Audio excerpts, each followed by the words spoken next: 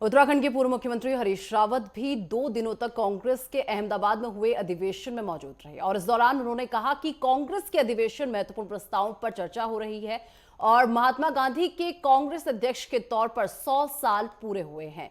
सरदार वल्लभ भाई पटेल की 150वीं जयंती है और दोनों हस्तियों की धरती गुजरात पर कांग्रेस का महत्वपूर्ण अधिवेशन हुआ। इस दौरान नेटवर्क 10 संवाददाता ने उत्तराखंड के पूर्व सीएम हरीश रावत से खास बातचीत की है। क्या कुछ कहा, सुनिए। उत्तराखंड के पूर्व मुख्यमंत्री हरीश रावत जी इस वक्त मेरे साथ हैं। सर, एआईसीसी का अधिवेशन चल रहा है, आज दूसरा दिन है, कल भी आप चर्चा में शामिल हुए थे। सीधे सीधे जो अन्याय की ताकतें हैं उनके खिलाफ एक लड़ाई, संवैधानिक लड़ाई, लोकतांत्रिक लड़ाई, जन आंदोलन की लड़ाई लड़ने का ऐलान है। और ये ऐलान है उन सब ताकतों से जो आज अन्याय से पीड़ित हैं। आइए हम आपके साथ खड़े हैं, मिलकर के इस लड़ाई को लड़ते हैं और अन्याय की ताकतों को हटाते हैं। गांधी, नेहरू, अंबेडकर के सिद्धांतों पर विश्वास रखने वाली, संवैधानिक न्याय के सिद्धांतों पर विश्वास रखने वाली ताकतों को सत्ता में लाते हैं, उनको लेकर के आते हैं। और एक नया जोश है कांग्रेस के अंदर, हमारे कार्यकर्ताओं में बड़ा उत्साह का वातावरण है। मैं इस सम्मेलन के लिए राष्ट्रीय अध्यक्ष को और गुजरात प्रदेश दोनों को बहुत धन्यवाद देता हूँ।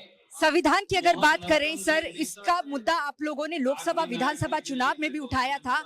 अब आगे चुनाव आने वाले हैं, उसमें किस तरीके से चलेगी? यही मुद्दा था जिसने भाजपा को अपनी ताकत पर सत्ता से आने से रोका।